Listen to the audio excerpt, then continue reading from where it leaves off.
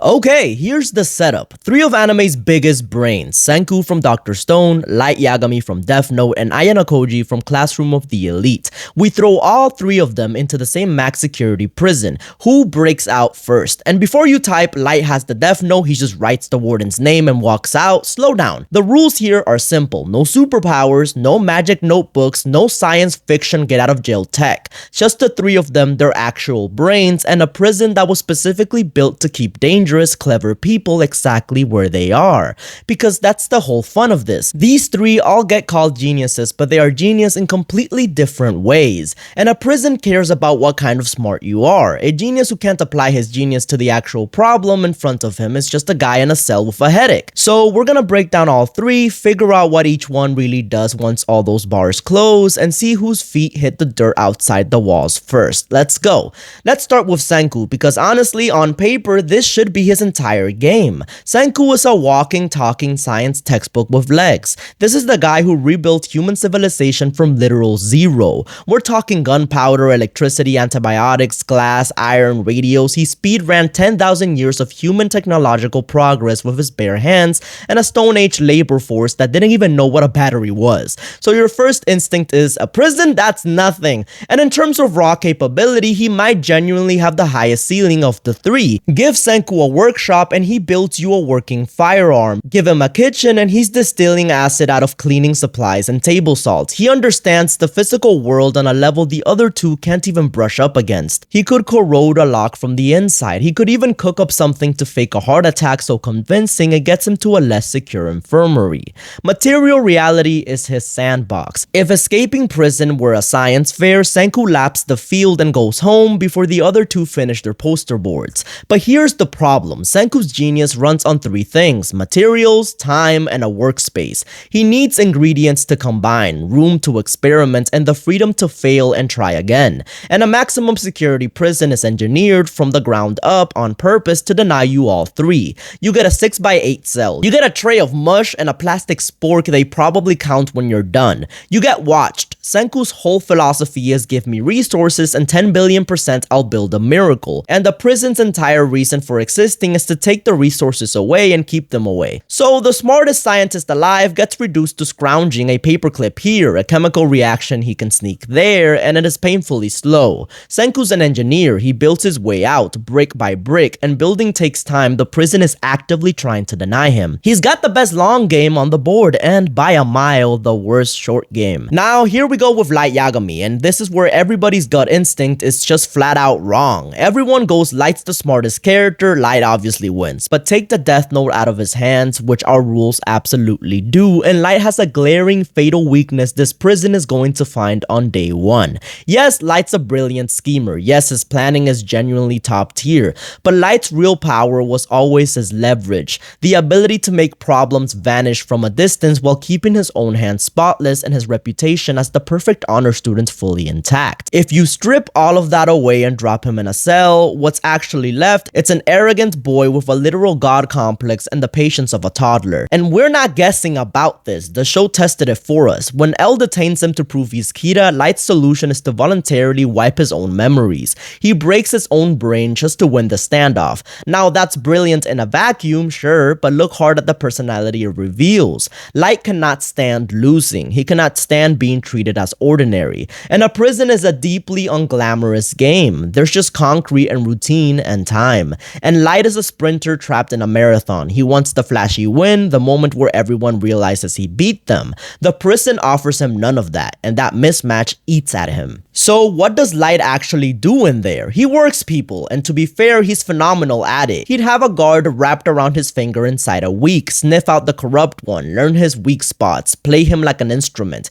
He'd turn the inmates against each other, build a little web of influence, position himself as the guy everyone underestimates. His exit is human beings. He cons his way out, but Light's manipulation has always depended on nobody knowing what he is. His whole genius was hiding in plain sight as the harmless top student. In prison, that camouflage is gone. Everyone's dangerous here by default. The guards are professionally paranoid about every inmate. His silver tongue is sharp, but it's swinging against the system built to assume he's lying, and his ego will with total certainty make him overplay his hand. It always does. Hubris is the exact thing that gets Light Light killed in his own show, sprawled out on a staircase alone after he was so sure he'd already won.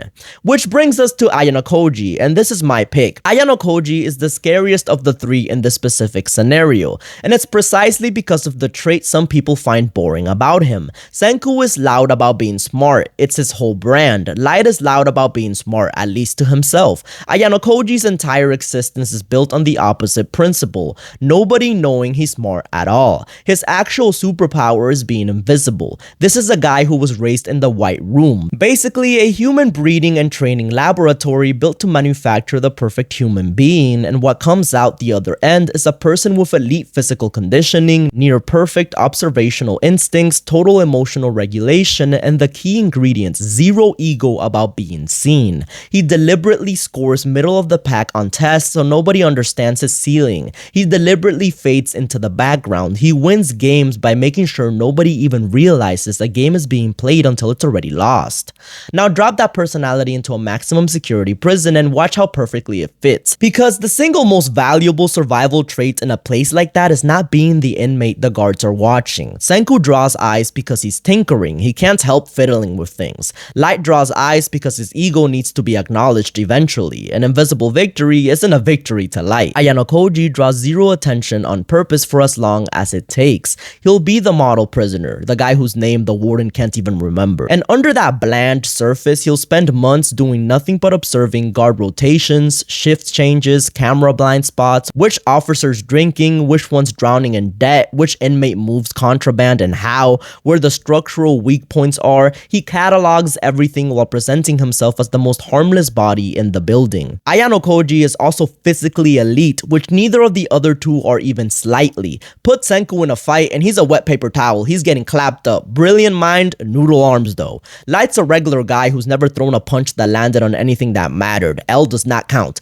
Ayanokoji can casually neutralize trained adults in hand-to-hand without his expression so much as flickering. So he stacks Light's manipulation and planning on top of a body that can actually execute the plan when the moment comes. And crucially, with none of Light's patience problems. The man's single most defining trait is that he is endlessly, almost inhumanly patient. He'll wait 6 months, a year, 2, do the quiet, boring, invisible work. Wait for the one human weakness in the system he's been mapping the whole time to finally crack open. And then he'll just slip out a side door while everyone in the building is still distracted by the two loud geniuses doing loud genius things. Now let me argue against my own pick because there's a real case for Senku here. If you give this prison any slack at all, any access to material, Senku's raw scientific capability might just overrule everything else on this list. Let's analyze the gap in Ayanokoji's game. He can plan the most flawless exit ever conceived and still hit a locked slab of reinforced steel he simply cannot get through. Planning doesn't open a vault door. Senku makes the key. There's a very real version of this scenario where the planner gets stopped cold by a physical barrier that the chemist just casually dissolves. In terms of pure capability ceiling, Senku's is the highest in the room, and if the prison hands him even a crumb of resources, he might leapfrog the entire field.